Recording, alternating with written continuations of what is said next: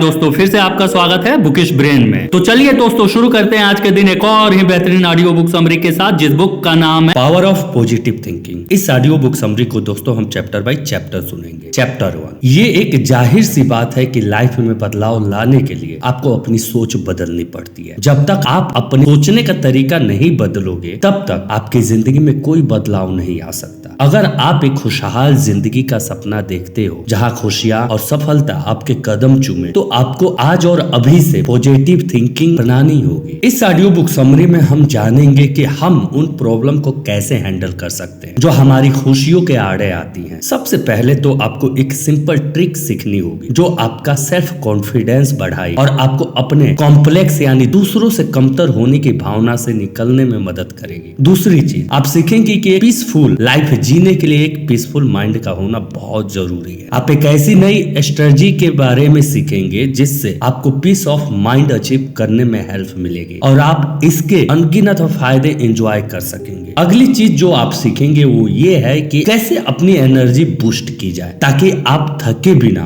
और बगैर किसी स्ट्रेस के पूरा दिन काम कर सके। आप जानोगे कि वो कौन सी 3 चीजें हैं जो आपको अपनी डेली लाइफ में शामिल करनी है ताकि आपकी एनर्जी लेवल हर वक्त फुल रहे। इसके साथ ही आप ये समझने लगेंगे कि हमारी खुशियों का राज हमारे ही अंदर है। अगर आप भी अब तक अपनी खुशियों को बाहरी चीजों में ढूंढने की कोशिश कर रहे थे, तो ये समरी सुनकर आपको समझ आएगा कि असली खुशी क्या होती है, वो कैसे काम करती है और कैसे आप अपनी जिंदगी में इसे अचीव कर सकते हैं। और अंत में आप एनर्जेटिक बन रहे हैं। एनर्जेटिक बने रहने में इतनी मेहनत करते हैं तो आपको ये जानने का भी हक है कि अपनी एनर्जी को लीक होने से कैसे रोका जाए। हम एनर्जी लॉस के कारण पर फोकस करेंगे जो है गुस्सा, और आपको बताएंगे कि अपने गुस्से और मूड स्विंग यानी बदलते हुए मूड की प्रॉब्लम को कैसे हैंडल करनी चाहिए। ये समरी एक रेडिकल गाइड है जो आपके सोचने, महसूस करने और वर्ताव करने के तरीके को बदल कर रख देगी। चैप्टर 2, आपको पता है कि कैसी मैजिकल चीज है जिसे अगर आप अपनी लाइफ में शामिल कर लोगे तो आपको ज्यादा खुशियां और सक्सेस मिलेगी। जानना चाहते हैं ये मैजिकल चीज है क्या? यह है आपका सेल्फ कॉन्फिडेंस। अगर इंसान में एक स्ट्रॉन्ग सेंस ऑफ और सेल्फ वर्थ की फीलिंग ना हो तो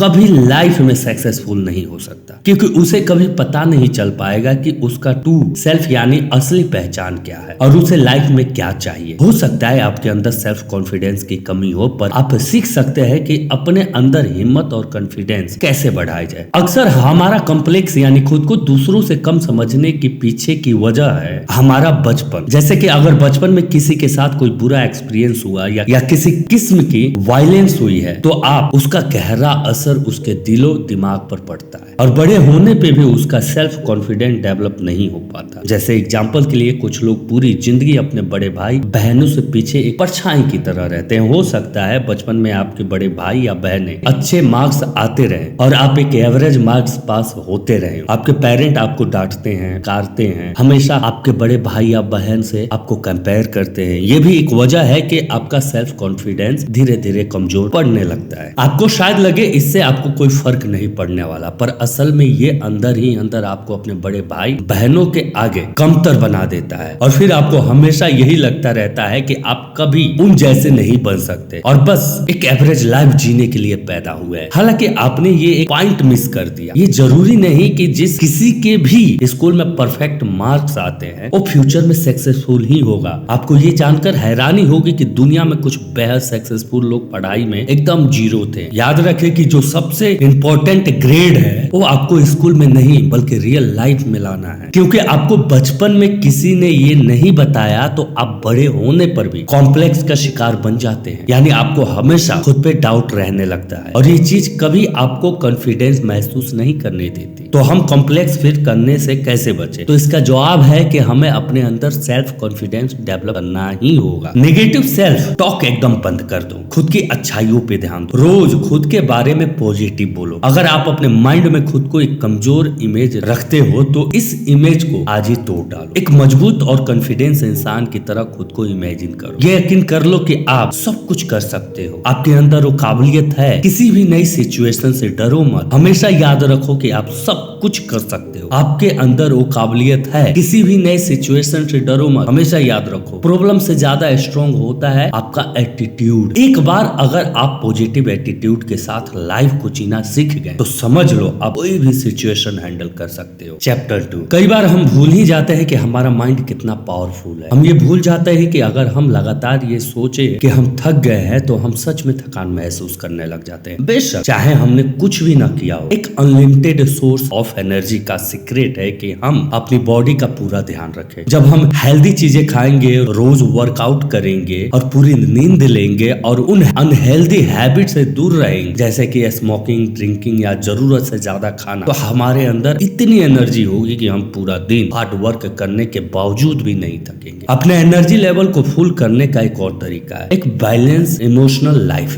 अगर आपकी बॉडी, माइंड और स्पिरिट से तालमेल मिलाकर चल रहे हैं तो आप हमेशा स्ट्रॉन्ग रहोगे और घंटों बगैर थके काम करने की पावर आपके अंदर होगी। आपकी एनर्जी आपकी उम्र या हालात पर डिपेंड नहीं होती, क्योंकि हमारे फिजिकल स्टेट पर सीधे सीधे हमारे इमोशनल स्टेट यानी भावनाओं का असर पड़ता है और हमारे इमोशनल स्टेट पे सीधे असर पड़ता है हमारे मेंटल स्टेट का। चलिए हम फिर से थॉट पे चलते हैं कि कैसे हमारी लाइफ को तोड़ या जोड़ सकते हैं। एक बिजनेसमैन सैम एक बार बड़ी मुसीबत में फंस गया था। उसका एक औरत से कई महीनों तक अफेयर चला और वो अब काफी गिल्टी फील कर रहा था क्योंकि वो औरत शादीशुदा थी। वो इस रिश्ते को यही खत्म करना चाहता था, जबकि वो औरत ऐसा नहीं चाहती थी। उसने सैम को धमकी दी कि वो अपने पति को सब कुछ बता देगी। सैम को अपनी पब्लिक इमेज की बड़ी फिक्र थी और वो नहीं चाहता था कि उसे अपने घर वालों के सामने शर्मिंदा होना पड़े, इसलिए वो चुपचाप रहा। वो खुद को फंसा हुआ महसूस कर रहा था और समझ नहीं पा रहा था कि कैसे इस मुसीबत से बाहर निकले। टेंशन और स्ट्रेस की वजह से सैम की हालत खराब होती रही। वो बहुत परेशान और दुखी रहने लगा था। उसे रात को ढंग से नींद भी नहीं आती थी। तो इस मामले को सॉल्व करने के लिए सैम ने साइकोथेरेपी की हेल्प लेने की सोची। उसने थेरेपी से कहा कि उसे ऐसी दवाई दे जिससे उसे रात में नींद आ जाए, पर परेशानी ये थी कि दवाई लेने के बाद भी कुछ असर नहीं हुआ। फिर उसने थेरेपी ने दवाई बदल कर दूसरी दवाई लेनी शुरू कर दी, पर इससे भी कुछ बात नहीं बनी। उसकी नींद ना आने की प्रॉब्लम दिनों दिन बढ़ती जा रही थी। 2 या 3 महीने तक सैम एक खतरनाक तरह के इंसोमिनिया यानी नींद ना आने की बीमारी का शिकार रहा। फिर जल्द ही इस बीमारी ने उसकी लाइफ पर असर डालना शुरू कर दिया। साइकोथेरेपी ने सैम को सलाह दी कि उसे औसत नॉर्म से मिलना चाहिए। शुरुआत में सैम को यकीन नहीं हुआ कि ये आइडिया काम करेगा, क्योंकि उसने यही सोचा कि जो दवाइयों से बात नहीं बनती तो अब कोई क्या कर लेगा। लेकिन कुछ दिनों बाद सैम एक दिन नॉर्मन के पास गया और उन्हें पूरी कहानी सुनाई। नॉर्मन ने कहा कि उसे नींद भला कैसे आएगी जब उसके बिस्तर पे 2 और मेहमान उसके साथ हमेशा हैं। ये सुनकर सैम बड़ा हैरान हुआ और उसने जवाब दिया कि वो तो अकेला सोता है। तो नॉर्मन ने बताया कि जिन 2 मेहमानों की वो बात कर रहा वो है डर और गिल्ट, जो सैम के मन में बैठे हुए हैं। सैम को बदनामी का डर सता रहा था और उसे अपने कैरियर पे पछतावा भी था, जिसके लिए उसे ऊपर वाले से अपनी गुनाहों की माफी मांगनी चाहिए। और फिर कुछ ही दिनों बाद सैम की जिंदगी एकदम नॉर्मल हो गई। जैसे कि हमने इस चैप्टर की शुरुआत से ही डिस्कस किया था कि दिन भर एनर्जेटिक बने रहने के लिए हमें अपनी बॉडी, माइंड और स्पिरिट तीनों का ख्याल रखना होगा। तो थैंक यू दोस्तों, ये थी आज की ऑडियो बुक समरी।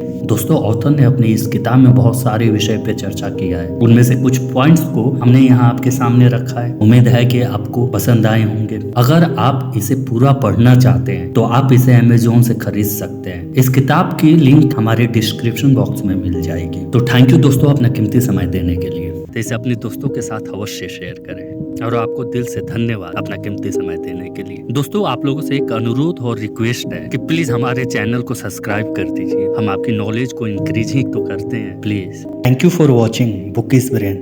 हमारे चैनल को लाइक कर दे, सब्सक्राइब कर दे, कमेंट कर दे।